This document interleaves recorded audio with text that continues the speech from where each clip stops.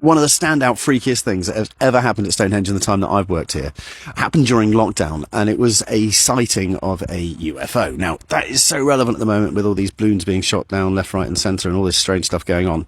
But honestly, the UFO that happened here 2 years ago was so juicy and so interesting that the guys who were here and had the footage, they've sat on it and they thought, well, you know, one day I might get some money for that or something like that. So they have sat on it for a long time. So really only the team here have seen it, and a few other exceptions.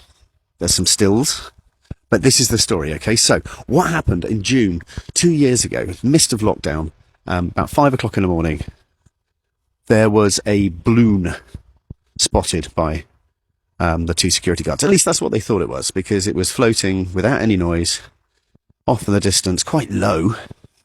It was coming towards Stonehenge. But it was interesting enough for them to both get out their mobile phones and start recording. So we have a very steady iPhone footage and some Android footage as well. From two different points, which I know well at Stonehenge. And while they're filming, it changes shape. It changes into a sort of, how can I put it, almost looks like a jetpack. Someone in a jetpack, and then it changes shape again, and it becomes more cylindrical with lots of shining triangles coming off of it. I know this makes me sound mad, but trust me, I've seen the footage. I know the footage is there. Really hopeful it's going to get released in the next couple of days, so I'm kind of steal a beat on them. But as they're watching and getting so obviously quite freaked out by it all, it changes shape yet again, and this time it inverts itself.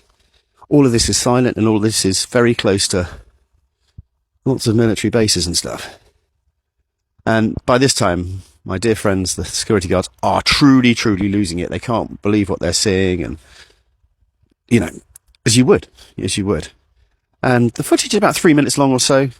And yeah, this thing floats over Stonehenge, does a little maneuver, so to speak, and then drifts off into the distance. It seems to be propelled. It changes direction at least once, and it drifts off towards an army base. Now, one of the reasons why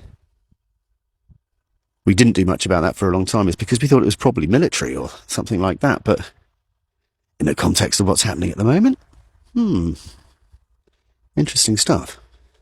Anyway, have a great day.